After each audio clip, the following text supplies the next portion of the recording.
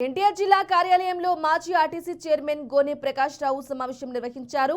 అదానీ ఎలా ఎదిగాడో అన్ని రాష్ట్రాల సీఎంలకు కమిషన్ ఎలా ఇచ్చారో దేశ ప్రజలకు తెలుసన్నారు. అదానీ జగన్ కి 1750 కోట్లు ఇచ్చారని, ఎటువంటి తప్పు చేయకుంటే ఎందుకు భయపడుతున్నారన్నారు. నువ్వు గాని మీ వైసీపీ వాళ్ళు ఎవరైనా వస్తే నేను డిబేట్ కి వస్తా అంటూ విజయసాయిరెడ్డికి సవాల్ విసిరారు.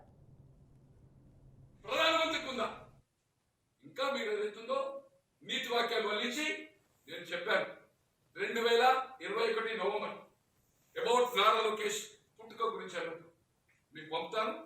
It is 30 lakhs 29 lakhs Facebook దాదాపు 29 లక్షలు.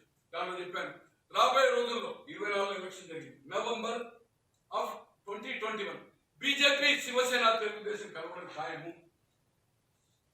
2017లో మొదటి నాకు social media interview I dream Vasudeva Reddy అని పిఆర్పి మీద ఓడిపోయాడు. నా మిత్రుడు అమెరికాలో న్యూజెర్సీలో ఉంటాడు. పిఆర్పి మీద మొన్న డిజిటల్ అంతా చేశాడు. ఐ డ్రీమ్ ఆయనది సినిమాలు చిరంజీవి కొట్టుండే.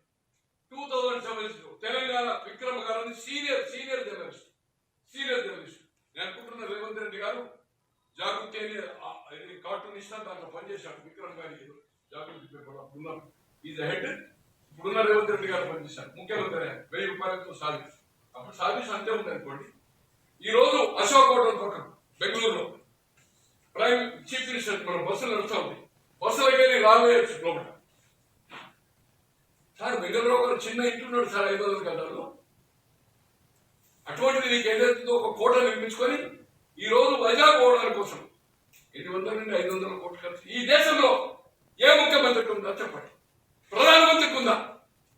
ఇంకా మీరు ఏదైతుందో నీతి వాక్యాలు వల్లించి నేను చెప్పాను 2021 నవంబర్ అబౌట్ నారా లోకేష్ పుట్టుక గురించి